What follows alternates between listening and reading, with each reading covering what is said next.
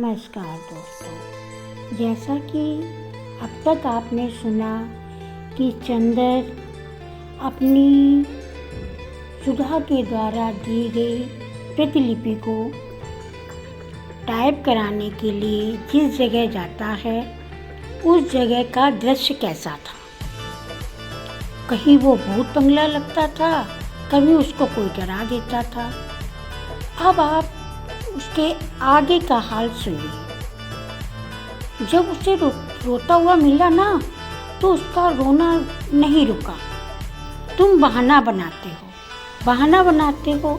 अगर मैं विश्वास नहीं करता तो तुम मारने की धमकी देते हो। अगर मैं कमज़ोर ना होता तो तुम्हें पीसकर खा जाता और तुम्हारी खोपड़ी कुचल कर फेंक देता, जैसे तुमने मेरे फूल फेंके होंगे। फिर तुमने गाली दी, मैं उठाकर तुम्हें अभी नाले में फेंक दूंगा। अरे बाप रे, दौड़ो दौड़ो, मुझे मार डाला पापी टामी। अरे दोनों कुत्ते मर गए। उसने डर के मारे चीखना शुरू किया। क्या है बेटी, क्यों चिल्ला रहे हो? बाथरूम के अंदर से किसी ने चिल्लाकर कहा। अरे मार डाला इसने, दौड़ो दौड़ो। झटके से बाथरूम का दरवाज़ा खुला। भीगी गाउन में पहने हुए एक लड़की दौड़ती हुई आई और चंदर को देखकर रुक गई। क्या है? उसने डांटकर पूछा। कुछ नहीं, शायद पागल मालूम देता है। जवान संभाल कर बोलो, वह मेरा भाई है। ओ, कोई भी हो, मैं मिस डिक्रूज से मिलने आया था। मैंने आवाज़ दी तो कोई नहीं बोला। मैं बाग में घूमने लगा, इतने में इसने मेरी गर्दन पकड़ ली। यह बीमार और कमज़ोर है, वरना अभी गर्दन दबा देता। गोरा उस लड़की के आते ही फिर तनकर खड़ा हो गया और दांत पीस कर बोला, अरे मैं तुम्हारे दांत तोड़ दूंगा, बदमाश कहेगा। चुपके आया और गुलाब तोड़ने लगा। मैं चमेली के झाड़ के पीछे छिपा देख रहा था। अभी मैं पुलिस बुलाती हूँ, तुम देखते रहो बेटी, इसे मैं फ़ोन करती हूँ। लड़की ने डांटते हुए कहा। अरे भाई, मैं मिस डिक्रूज से मिलने आया हूँ। मैं तुम्हें नहीं जानती, झूठा कहेगा। मैं मिस डिक्रूज हूँ। देखिए तो यह खत। लड़की ने खत खोला और पढ़ा और उसने आवाज़ बदल दी। छी बेटी, तुम किसी दिन पागल खाने जाओगे। आपको डॉक्टर शुक्ला ने भेजा है। तुम तो मुझे बदनाम करा डालोगे। उसकी शक्ल और भी रोनी हो गई। मैं जानता नहीं था। उसने और भी घबराकर कहा, माफ़ कीजिएगा। लड़की ने मीठे स्वर में साफ हिंदुस्तानी में कहा, मेरे भाई का दिमाग ज़रा ठीक नहीं रहता जब से इसकी पत्नी की मौत हो गई। इसका मतलब ये नहीं कि ये किसी भले आदमी की इज्जत उतार दे। चंदर ने बिगड़कर कहा। देखिए, बुरा मत मानिए, मैं इसकी ओर से माफ़ी मांगती हूँ।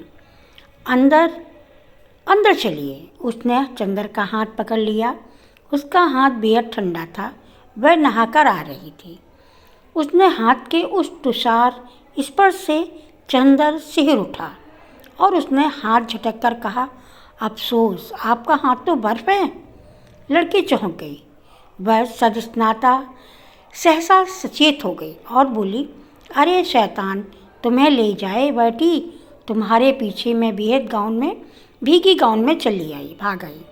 और भीगी गाउन के दोनों कॉलर पकड़कर उसने अपनी खुली गर्दन ढकने का प्रयास किया। फिर अपनी पोशाक पर लज्जित होकर भागी। अभी तक गुस्से के मारे चंदर ने उस पर ध्यान ही नहीं दिया था, लेकिन उसने देखा कि वह 23 बरस की दुबली पतली तरोड़ी है।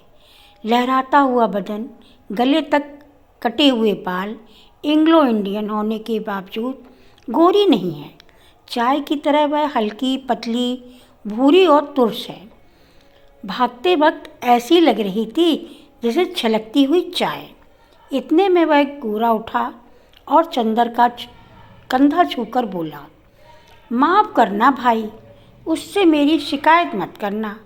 असल में ये गुलाब मेरी मृत पत्नी की यादगार हैं।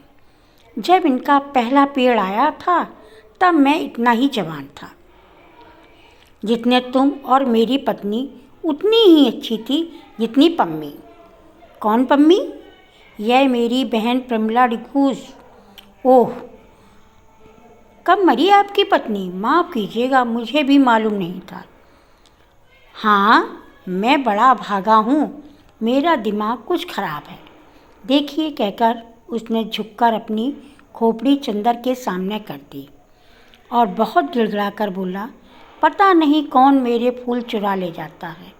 अपनी पत्नी की मृत्यु के बाद 5 साल से मैं इन फूलों को संभाल रहा हूँ।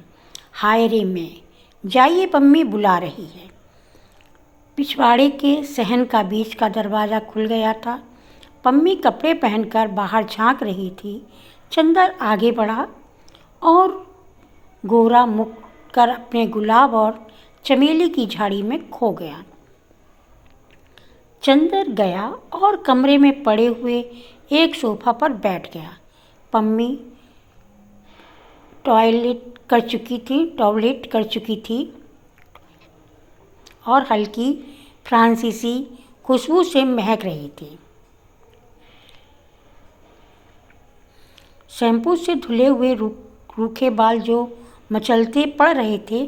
खुशनुमा आसमानी रंग का एक पतला चिपका हुआ झीना ब्लाउज़ और ब्लाउज़ पर एक प्लेन का फुल पैंट, जिनके 2 गैलिस कमर, छाती और कंधे पर चिपके हुए थे।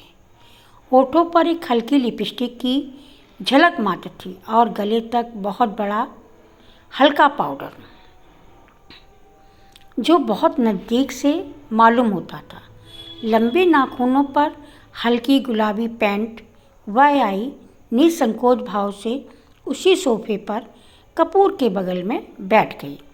बड़ी मुलायम आवाज़ में बोली, मुझे बड़ा दुख हुआ मिस्टर कपूर, आपको बहुत तवायलत उठानी पड़ी। चोट तो नहीं आई? नहीं, कोई बात नहीं। कपूर का सारा गुस्सा हवा हो गया। कोई भी लड़की निसंकोच भाव से इतनी अपनायत से सहानुभूति दिखावे और माफ़ी मांगे तो उसके सामने कौन पानी पानी नहीं हो जाएगा। और फिर वह भी तब जबकि उसके होठों पर न केवल बोली अच्छी लगती थी वरन लिपस्टिक भी इतनी प्यारी हो।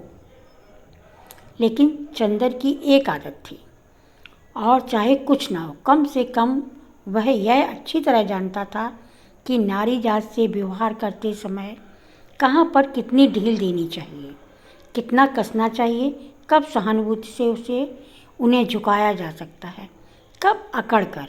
इस वक्त जानता था कि इस लड़की से वह जितनी सहानुभूति चाहे ले सकता है, अपने अपमान के हर्जाने के तौर पर।